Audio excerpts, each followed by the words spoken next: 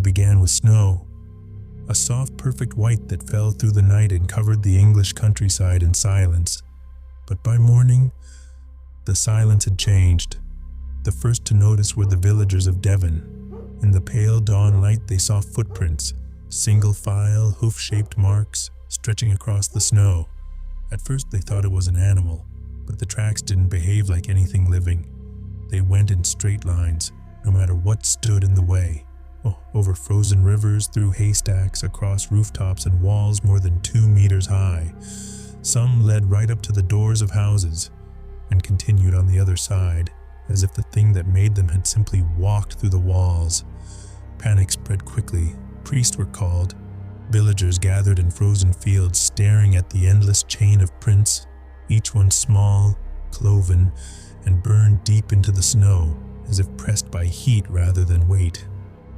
It was February 8th, 1855 when the story took hold.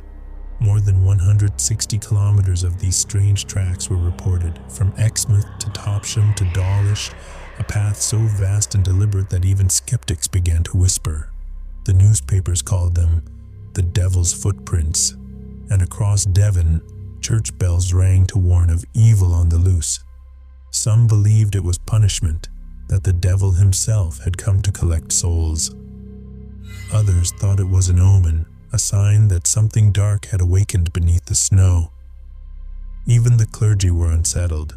One vicar wrote that he had followed the prints until they stopped at the edge of a cemetery, where they ended abruptly, as if their maker had taken flight into the sky. But not everyone saw the devil in the snow.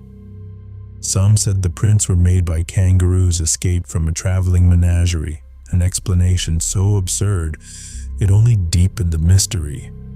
Others insisted it was a hoax, a prank too vast to be possible in one night, across so much land. And then there were the witnesses who swore the marks were warm to the touch. One farmer said that when he placed his hand over a fresh print, the snow began to melt, as though the ground beneath still smoldered. By the end of the week, soldiers had been sent to investigate. They followed the trail for miles before giving up, the prints leading them into the deep woods and vanishing near the cliffs above the sea. No one ever found where they began or where they ended. For decades, the mystery haunted Devon. Old men told children not to wander after dark, lest they followed the wrong footprints. Horses refused to cross certain fields, and every time fresh snow fell, people held their breath and waited. Over the years, explanations multiplied. Some scientists suggested badgers, mice, or swans. Others proposed atmospheric phenomena, or even freak weather conditions that caused steam vents in the ground to leave marks. But no theory explained the precision, the distance, the impossible geometry of the path. And then there were the other stories, quietly whispered by those who claimed to have seen it again.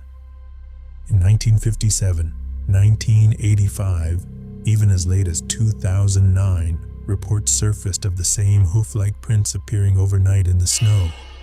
Each time, they began suddenly. Each time, they led nowhere. Perhaps the tracks belong to something that walks between worlds. Perhaps the devil doesn't walk on fire, but on snow. Even today in the villages of Devon, locals still look down when winter comes. And when they see a single, perfect cloven mark, they close their doors, whisper a prayer, and remember the night the devil walked across England. Drop a comment below.